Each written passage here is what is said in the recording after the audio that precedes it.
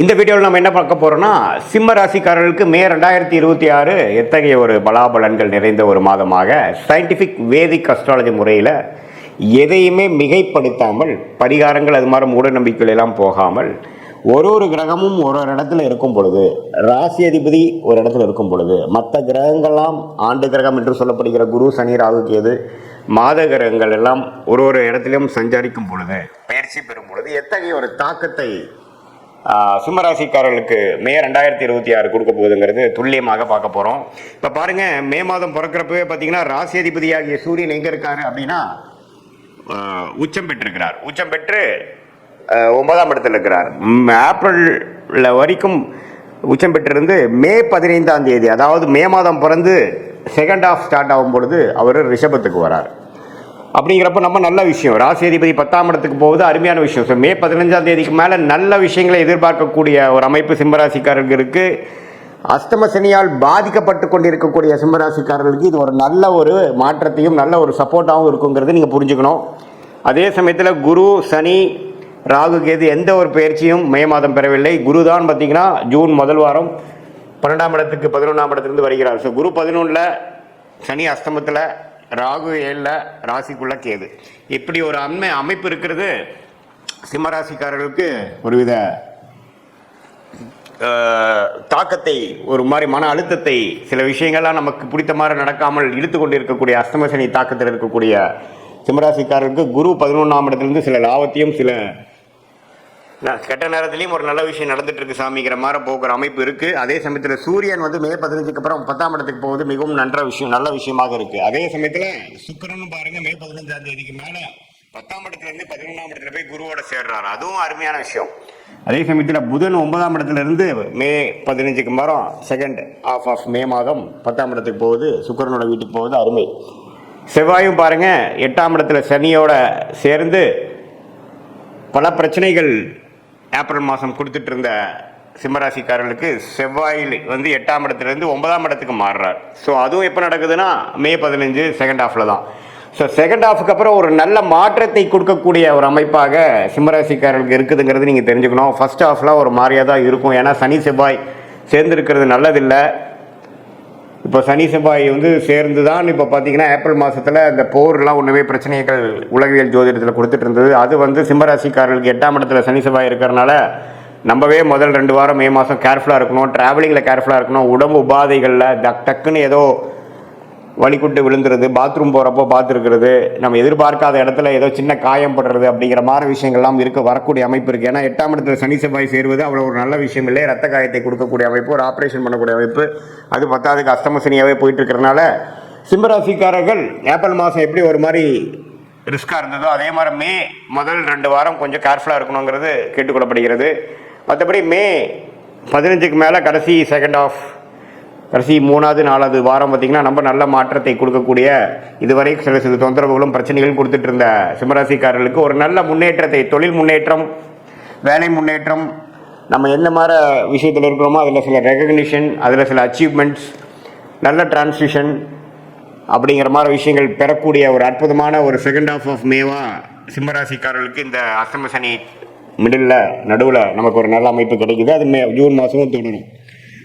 சரி, இந்த மாதிரி மாற்றத்தை வந்து யாருக்கு எப்படி ஒரு தாக்கத்தை கொடுக்கணும்? மாணவர்களுக்கு பார்த்தீங்கன்னா இதுவரை ஒரு மாதிரி டல்லாக இருக்கு, பெருசாக ஃபோக்கஸ் இல்லாமல் படிச்சுட்டு இருக்கிறவங்களுக்குலாம் நல்ல ஒரு ஃபோக்கஸ். அதே மாதிரி முதியோர்களுக்கு உடல் உபாதை, ஆப்ரேஷன்லேருந்து ரெக்கவர் ஆகுறதுல பிரச்சனை, மெடிசன் கரெக்டாக ஒர்க் ஆக மாட்டேங்குது, பேக் பெயின், முட்டு வலி, பெண்களுக்கெல்லாம் பார்த்தீங்கன்னா மாதவிடாய் பிரச்சனை, அடிவயிறு கோளாறு, யுட்ரஸ் ப்ராப்ளம், இது மாதிரிலாம் தொந்தரவு கொடுத்துட்டு இருந்ததுலேருந்து கொஞ்சம் மீண்டு வரக்கூடிய, கொஞ்சம் ரெக்கவர் ஆகக்கூடிய ஒரு அமைப்பாக மே 15க்கு அப்புறம் செகண்ட் ஹாஃப் ஆஃப் மே மாதம் கொடுக்குதுங்க.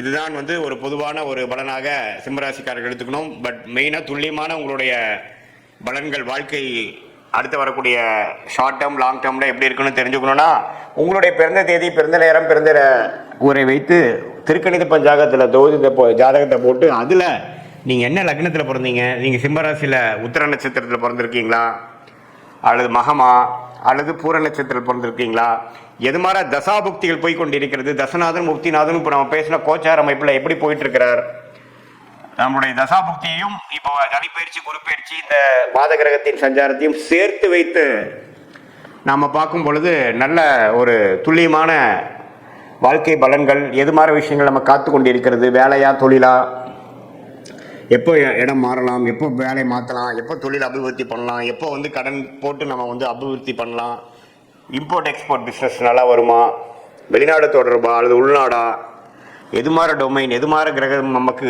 ஜாதகத்தில் யோகமாக இருக்குது, எந்த ப்ராடக்ட்ஸ் நம்ம பண்ணால் நல்லாயிருக்கும், அரசு உத்தியோகமா அல்லது ப்ரைவேட் செக்டாரா, எது மாதிரி அமைப்புகள் இருக்குது, படிக்கிறதுக்கு வந்து நம்மளுடைய குழந்தைகள் மாணவர்கள் எது மாதிரி படிப்பு படித்தா அவங்களுக்கு நல்லா வரும், அவங்க வெளிநாடு யோகம் இருக்கா, அல்லது நம்மளுடைய ஓன் பிஸ்னஸ் பண்ணக்கூடிய அமைப்பு இருக்கா, அதே மாதிரி இல்லத்தரசிகளுக்கெல்லாம் எப்போ அவங்களுக்கு ஒரு நல்ல நேரம் வருது, எப்போ அவங்க வீட்டை வசதிப்படுத்திப்பாங்க, எப்போ வண்டி வாகனம் வாங்கக்கூடிய அமைப்பு, வீடு வாங்கக்கூடிய அமைப்பு, சொத்து வாங்கக்கூடிய அமைப்பு, எப்போ நம்மளுடைய ப்ராப்பர்ட்டி விற்க முடியும், எப்போ உடல் உபாதைகள் குறையும், குழந்தை பேர் எப்போ நடக்கும், எப்போ எதிர்பார்த்து கொண்டிருக்க ஒரு 2-3 வருஷமாக குழந்தை பேர் எதிர்பார்த்துட்டு இருக்கக்கூடிய சிம்மராசிக்காரர்களுக்கு எப்போ விடிவு காலம் வரும், எப்போ உடல் உபாதைகள்லேருந்து நம்ம மீண்டு வருவோம், அது எல்லாமே பார்த்தீங்கன்னா சயின்டிஃபிக் வேதிக் அஸ்ட்ராலஜி முறையில் எந்த விதத்திலும் மிகைப்படுத்தாமல் நம்மளுடைய ஒரு கிரகத்தோட அமைப்பு எப்படி, ஸ்தானபலம் எப்படி, திக்பலம் எப்படி, திருக்பலம் எப்படி, இந்த அமைப்பெல்லாம் நம்மளுடைய ஜாதகத்தில் எப்படி இருக்குது,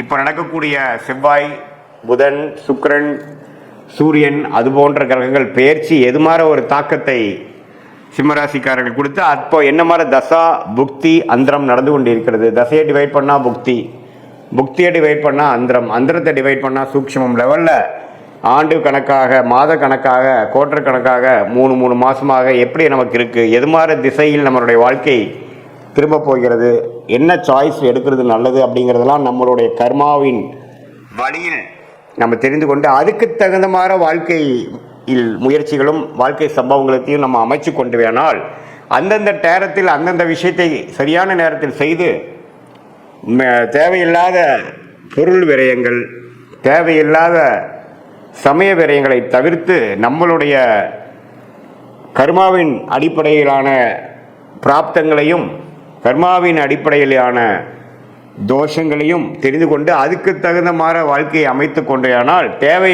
தேவையற்ற நம்மளுடைய மன சஞ்சனங்கள், தேவையற்ற முயற்சிகள், நீங்களே உங்களுடைய பிராப்தங்கள் தெரிந்து அதுக்கு தகுந்த போனாவே உங்களுக்கு தெரியும் எது மாதிரி விஷயங்கள் வேகமாக நடக்குது, எது மாதிரி விஷயங்கள் நமக்கு நம்ம இழுபறியாக இருக்குது, எது கர்மாவை நம்மளுடைய நேர் டைரக்ஷனில் போகிற மாதிரி இருக்குது, எது எதிர்நீச்சல் போட வேண்டியதாக இருக்குதுங்கிறது உங்களுக்கே நம்ம சொன்ன பலன்கள் செஞ்சு வாழ்க்கையில் செய்கிறப்பவே அதோட ரிசல்ட் தெரிஞ்சு அது கரெக்டாக இல்லையான்னு நீங்களே தெரிஞ்சுக்கலாம். ஸோ சயின்டிஃபிக் வேதிக் அஸ்ட்ராலஜி முறையில் நல்லபடியாக நம்மளுடைய பிராப்தங்களை தெரிந்து அதுக்கு தகுந்த மாதிரி வாழ்க்கையை அமைத்து வாழ்க்கையில் வெற்றி பெற முடியும் என்று சொல்ல விரும்புகிறேன். மீண்டும் மற்றொரு காணொலியில் சந்திப்போம். நன்றி, வணக்கம்.